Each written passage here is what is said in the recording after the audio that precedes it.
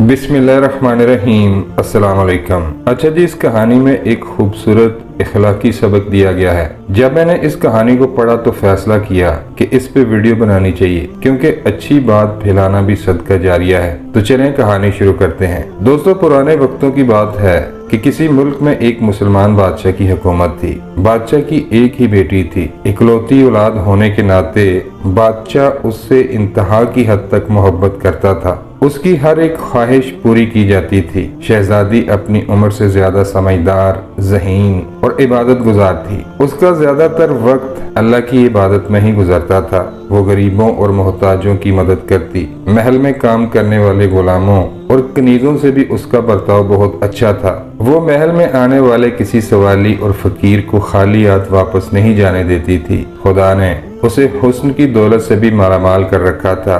जो भी उसे एक बार देखता उसके हुस्न से मुतासर हुए बगैर नहीं रह सकता था। शहजादी ने जब जवानी की दहलीज पर कदम रखा तो करीबी रियासतों से शहजादों के रिश्ते आने लगे। जब भी कोई रिश्ता आता, बादशाह सलामत हीले बहाने से इनकार कर देते। इस दौरान एक दो ऐसे माकूल रिश्ते भी आए जो हर लिहाज से शहजादी के मेयार पर पूरा उतरते थे, और कहीं न कहीं शहजादी भी ऐसे ही मुत्तकी, परहेजगार और ईमानदार शख्स को अपना शोहर देखना चाहती थी। लेकिन बादशाह ने उनको भी इनकार कर दिया। किसी की समझ में नहीं आ रहा था कि बादशाह सलामत आखिर ऐसा क्यों कर रहे हैं। एक दिन बादशाह अपने दरबार में बैठा हुआ था कि महल के दरवाजे पर एक बूढ़ा फकीर आया और कहा कि मुझे बादशाह सलामत से मिलना है। मुझे इनसे एक बहुत जरूरी काम है। सिपाही फकीर को बादशाह के दरबार में ले गए। बादशाह ने जब बूढ़े फकीर को देखा तो उसके चेहरे पर नागवारी का तासर नुमाया था। बादशाह ने तकब्बर भरे लहजे में फकीर से कहा, अब चूंकि तुम दरबार में आ ही गए हो तो मांगो, क्या मांगते हो। फकीर ने कहा, बादशाह सलामत मैं आपकी बेटी का हाथ मांगता हूँ। दरबार में मौजूद तमाम लोग जैसे सख्ते में आ गए। बादशाह ने इंतहाई गुस्से के आलम में कहा, तुम्हारी जुर्रत कैसे हुई ऐसा कहने की। तुम्हारी औकात क्या है। अपनी उम्र देखो और शौक देखो। इससे पहले कि मैं तुम्हें कोड़े मारने का हुक्म सादर करूं, यहाँ से दफा हो जाओ। लेकिन फकीर अपनी जिद पे अड़ा रहा कि मुझे आपकी बेटी से शादी करनी है, चाहे मेरी खाल ही क्यों ना उधेड़ दी जाए। मुझे शहजादी को अपनी बीवी बनाना है। बादशाह ने सिपाहियों को हुक्म दिया कि इसे कोड़े मारे जाएं, और उस वक्त तक कोड़े मारे जाएं जब तक कि ये अपनी जिद से पीछे नहीं हट जाता। सिपाहियों ने कोड़े मारने शुरू किए तो बूढ़े फकीर की दर्दनाक चीखों की गूंज पूरे महल में सुनाई देने लगी। शहजादी को जब इल्म हुआ कि बादशाह सलामत के हुक्म पर एक बूढ़े फकीर को कोड़े मारे जा रहे हैं, तो वो बादशाह के पास आई और कहा, अल्लाह से डरें और इस बूढ़े फकीर पर जुल्म करना बंद करें। मैं आपसे इल्तिजा करती हूँ।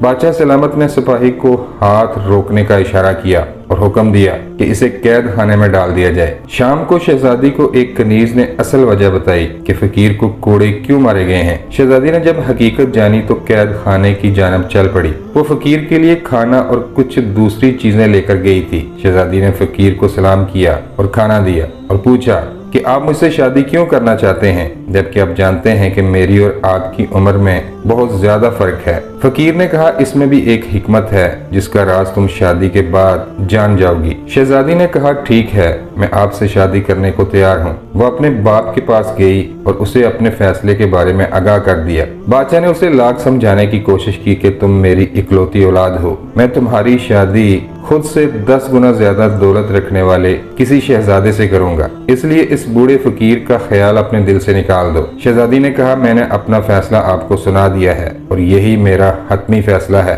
और अगर आपने जोर जबरदस्ती करने की कोशिश की तो मैं खुद को खत्म कर लूंगी। शहजादी की जिद के सामने बाप ने हथियार डाल दिए और शादी के लिए अपनी आमादगी जाहिर कर दी। साथ ये शर्त भी रखी गई कि शादी के बाद तुम और तुम्हारा शोहर महल में नहीं रहेंगे। तुम्हारे लिए यहाँ कोई जगह नहीं है। वो बूढ़ा फकीर तुम्हें जहाँ चाहे ले जाए, मुझे इससे कोई सरोकार नहीं। बादशाह को ये गुमान था कि शहजादी फकीर के साथ ज्यादा अरसा नहीं गुजार सकेगी और जल्द महल वापस लौट आएगी। ये खबर जंगल की आग की तरह पूरे मुल्क में फैल गई कि नाज नखरों में पली बड़ी शहजादी एक बूढ़े फकीर से शादी कर रही है। लोग तरह तरह की बातें करने लगे, लेकिन शहजादी ने सबको नजरअंदाज कर दिया। खैर, वो दिन भी आ गया जब शहजादी का निहायत सादगी के साथ फकीर से निकाह पढ़वा दिया गया। फकीर अपनी नई नवेली दुल्हन को लेकर जंगल में मौजूद अपनी झोंपड़ी में चला गया और शहजादी से कहा, ये जैसा भी है अब तुम्हारा घर है। मैं दिन को काम काज में लगा रहता हूँ और रात जिक्र इलाही में गुजार देता हूँ। जो कुछ मिल जाता है खा लेता हूँ और कभी फाकों भी रहना पड़ता है।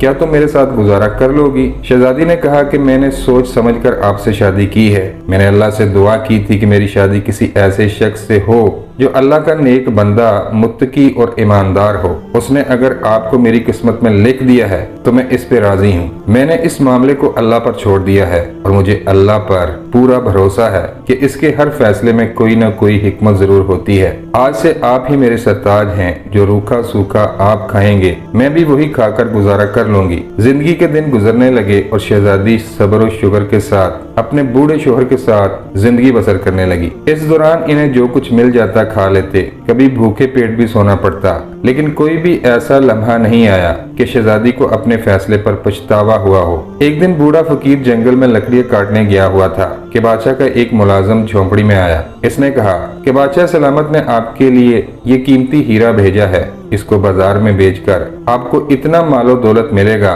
कि आप पूरी उम्र खुशहाल जिंदगी गुजार सकोगी। शहजादी ने वो हीरा लेने से इनकार कर दिया, लेकिन मुलाजिम वो हीरा वहां रखकर वापस चला गया। शाम को जब फकीर की नजर हीरे पर पड़ी तो बीवी से पूछा, ये हीरा कहाँ से आया है? बीवी ने तमाम वाकया सुना दिया। फकीर ने कहा, मैं तुमसे खुश हूँ। तुमने आज तक मुझे शिकायत का कोई मौका नहीं दिया, लेकिन अगर तुम अपने बाप के पास वापस जाना चाहती हो तो चली जाओ। शहजादी ने कहा, मुझे इस हीरे में कोई दिलचस्पी नहीं, मेरा असल हीरा तो आप हैं। फकीर ने मुंह में कुछ पड़ा, हीरे की तरफ देखा तो वो वहां से गायब हो गया। शहजादी को जैसे झटका सा लगा। फिर अपने शोहर से पूछा कि हीरा कहाँ गया? फकीर ने कहा, जहाँ से आया था वहीं वापस उनके पास चला गया है। शहजादी ने जब ये मौजज़ा देखा तो उसे अंदाजा हो गया कि उसका शोहर अल्लाह का कोई नेक बंदा और पहुंचा हुआ बुजुर्ग है। आज वो बहुत खुश थी कि वो किसी आम इंसान की नहीं बल्कि किसी अल्लाह वाले की बीवी है। इधर बादशाह को शहजादी और फकीर की एक एक पल की खबर पहुंचाई जा रही थी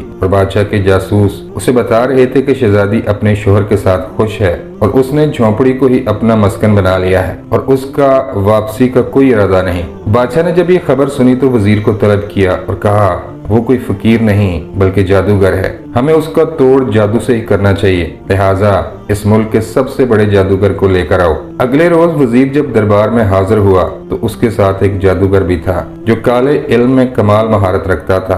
पूरे मुल्क में उसकी शोहरत थी। बादशाह ने तमाम माजरा उसके गोश गुजार कर दिया और कहा कि अगर तुम जादू के बल पर उन दोनों के दरमियान दूरियां पैदा कर दो और मेरी बेटी को महल वापस ले आओ तो मैं तुम्हें सोने चांदी में तोल दूंगा। जादूगर बहुत खुश हुआ और वहां से चला गया और नदी किनारे एक वीराने में बैठकर बूढ़े फकीर पर मंत्र पढ़ने लगा। उसे वहां बैठे हुए 7 दिन गुजर चुके थे, लेकिन उसका कोई भी मंत्र काम नहीं कर रहा था। वो जो भी वार करता वो वापस पलटकर उस पे ही असर करने लगा। जादूगर ने अपना तमाम तर जोर लगा लिया, लेकिन वो फकीर के इल्म के सामने बेबस हो गया। आखिर एक दिन उसने महल वापस आकर बादशाह को कहा कि वो कोई अल्लाह का वली है, वो बहुत पहुंचा हुआ बुजुर्ग है, अल्लाह उस पर बहुत मेहरबान है। अगर मैंने मजीद जादू टूना जारी रखा तो जो काला जादू मैं उस पे कर रहा हूँ वो मुझ पे ही असर करेगा और मैं एक कुत्ते की शक्ल इख्तियार कर लूंगा, लिहाजा मैं ये काम नहीं कर सकता। जादूगर के इनकार के बाद बादशाह सोच में पड़ गया।